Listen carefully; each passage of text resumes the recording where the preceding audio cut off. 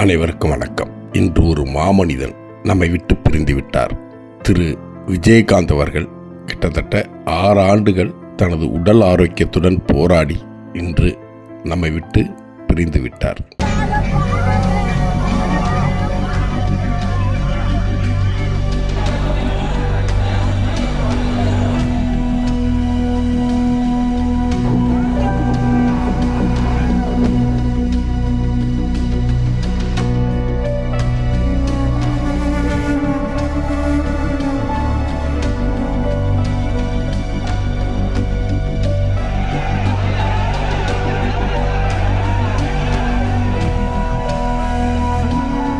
தமிழக சினிமாவில் தவிர்க்க முடியாத மாபெரும் சக்தியாக தொடர்ந்து 15-20 ஆண்டுகளாக பயணம் செய்தவர்.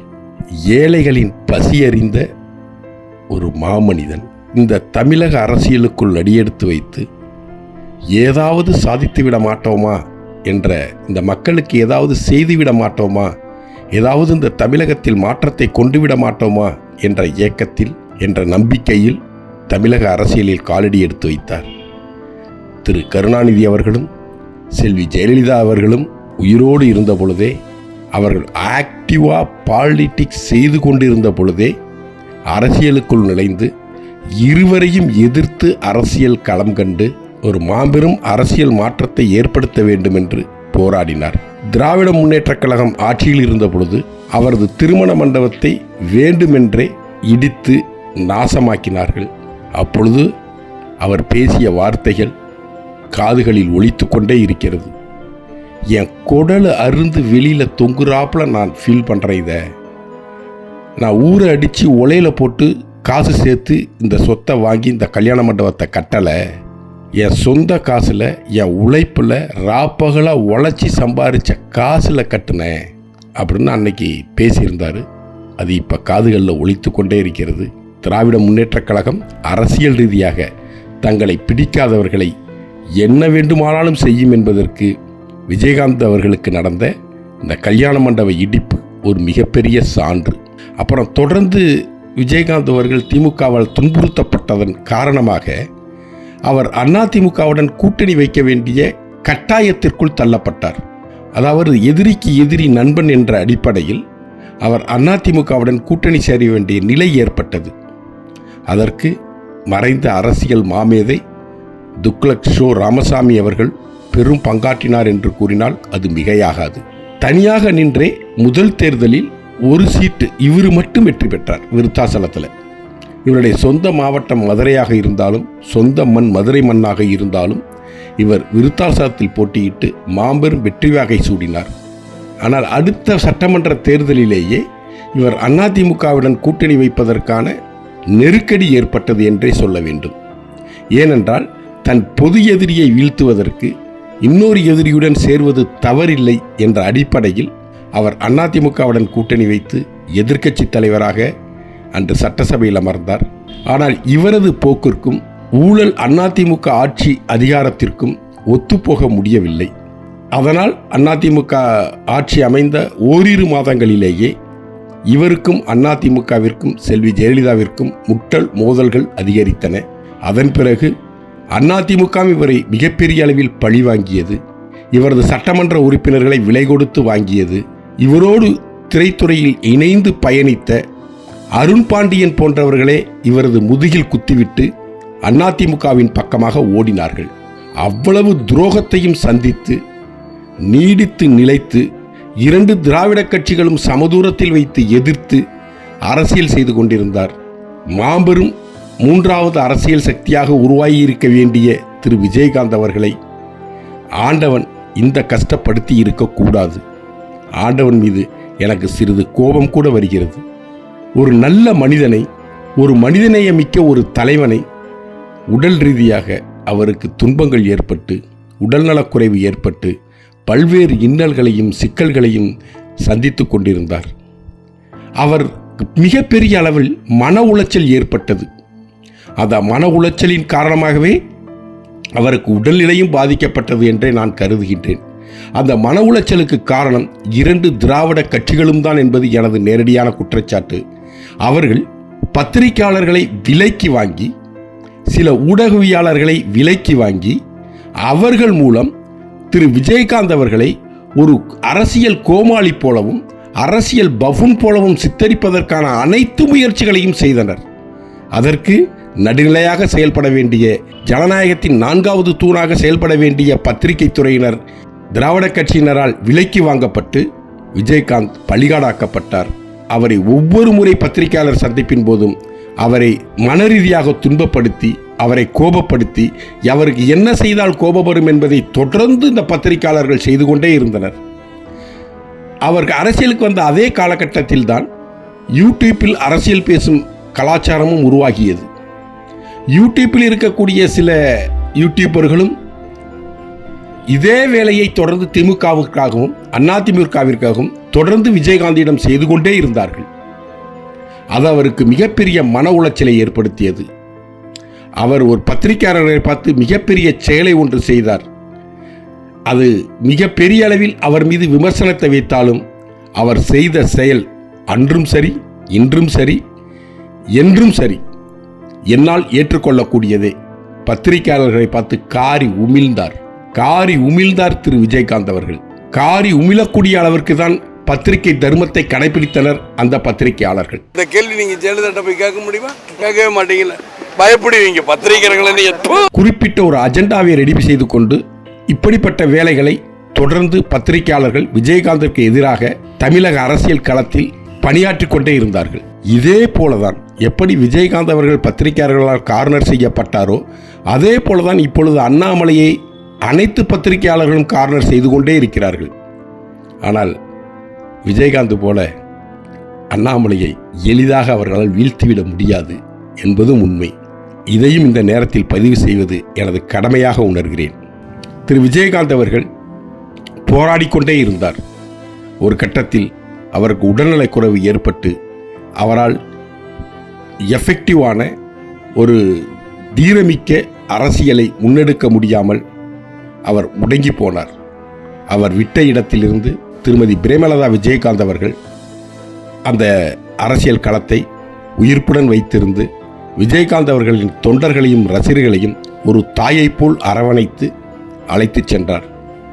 அவர்களால் தொடர்ந்து அரசியல் ரீதியான சில முடிவுகளை எடுப்பதில் அவர்களுக்கு அனுபவமின்மை இருந்த காரணத்தினால் தவறுதவறாக சில முடிவுகளை முன்னெடுத்து அரசியலில் இன்று தேமுதிக என்பது கரைந்து போய்விட்டது.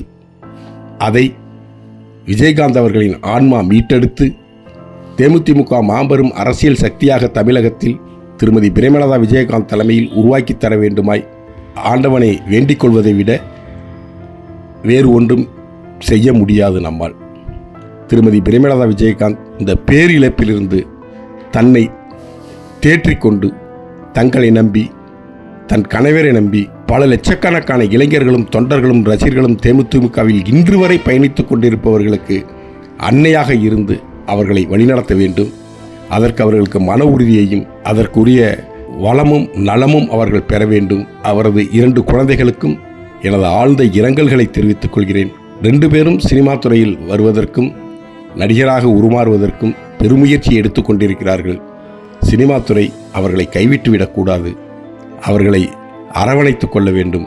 அவர்களும் விஜயகாந்த் போலவே வரவேணுமாய் ஆண்டவனை வேண்டிக் கொள்கிறேன்.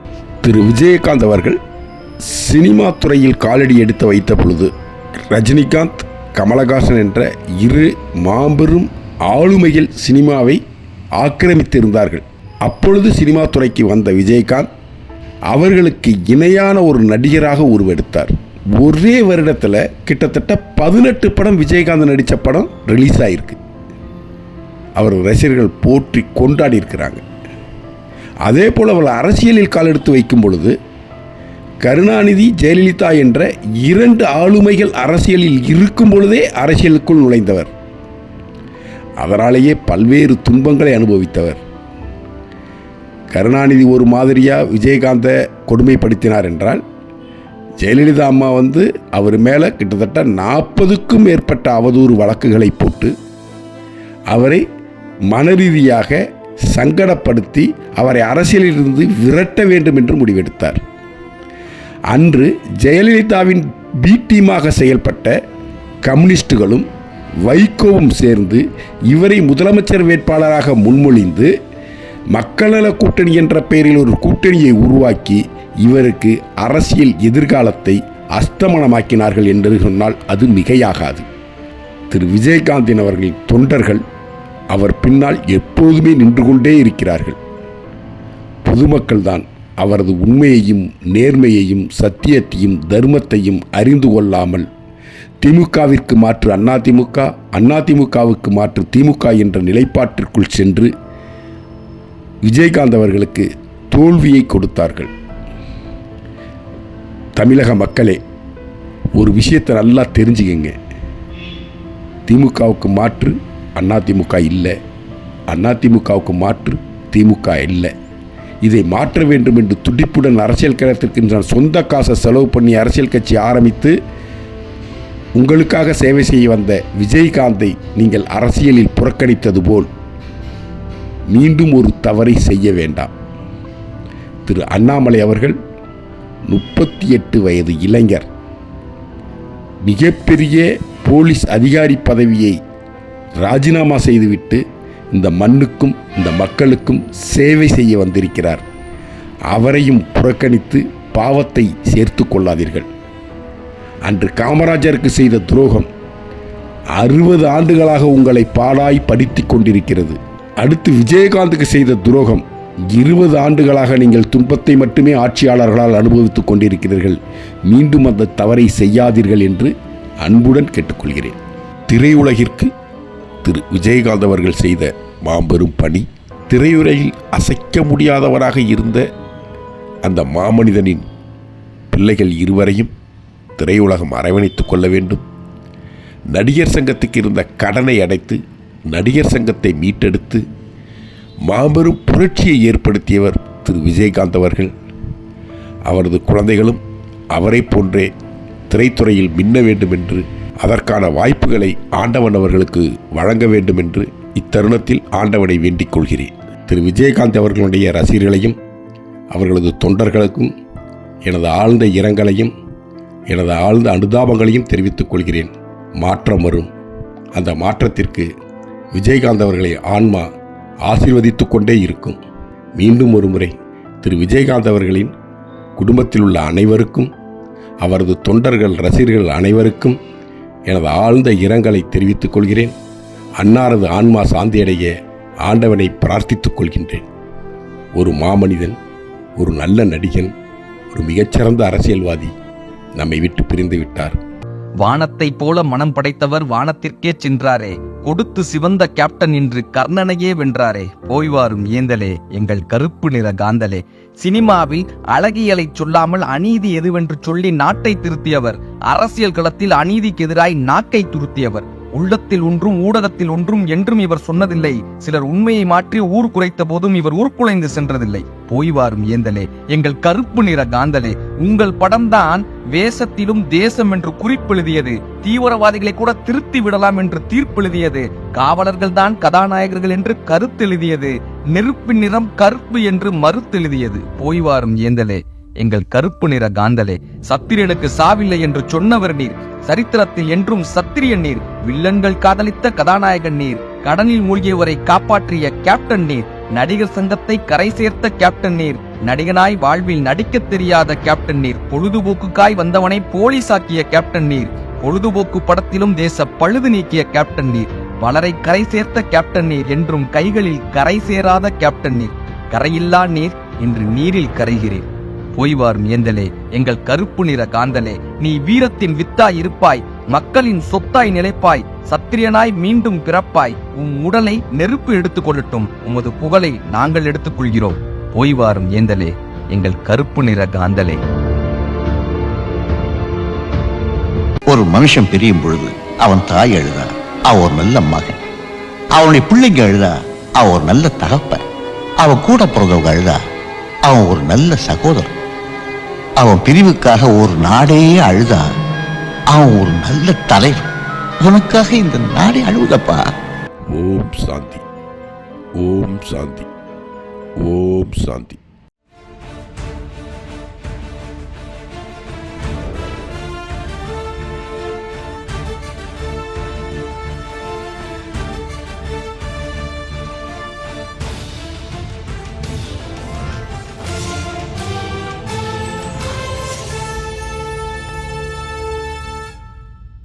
முத்திரை.